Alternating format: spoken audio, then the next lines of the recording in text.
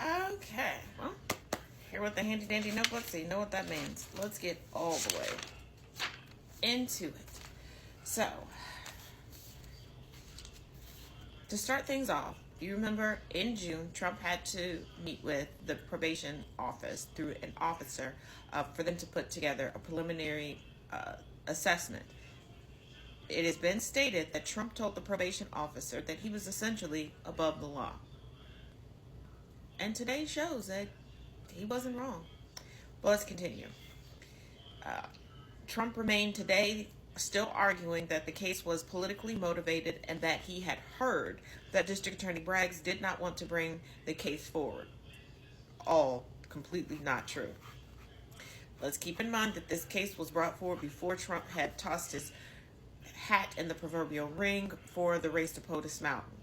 This is also why Trump decided to run for a second term, because it was clear he really didn't want to give this argument. Now, Trump's court appearance, as you can see, was virtual.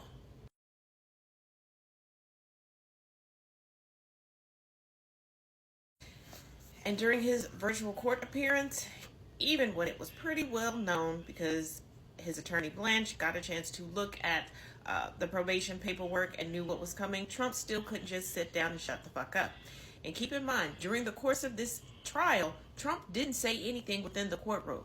He did a lot of talking outside in the corridor, speaking to the press, speaking to the public, things like that, but inside the courtroom, really didn't say much.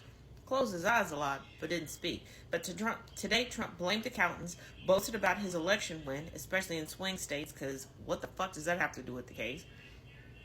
He targeted a person who had resigned from the Manhattan District Attorney's Office, again, with falsified information regarding why this person resigned. He complained that, and I quote, "This has been a terrible experience." But overall, he did appear calm compared to previous court appearances. And right after the sentence was stated, he abruptly hung up the call. Of course he did.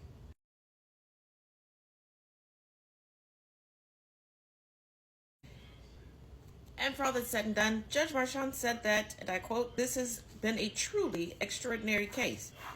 Yeah, because who would have thought at the end of the day the village idiot would become the 47th president of these United States? But anywho, as far as the sentence, it is heavily expected that Trump and his team will appeal the sentence. Problem is, upon confirmation through Congress, portions of his current legal team with this case would have to recuse themselves because they would be members of the DOJ. Also, this could very well consume a great chunk of the upcoming Trump presidency because appeals do not happen overnight. And we know Trump likes to push things all the way up to SCOTUS. So that it does, you don't just go tomorrow and say, "Hey, SCOTUS, come take this case." It has to go up through lesser appellate courts. So we shall see. Now, with the sentencing, with the unconditional release, it does not eliminate the 34 felony convictions that were handed down by a jury of Trump's peers. He is still a convicted felon. He just doesn't have any fines to pay, no probation, and no actual jail time. Really wish that he would have at least got house arrest at Mar-a-Lago. Catch what I'm putting down?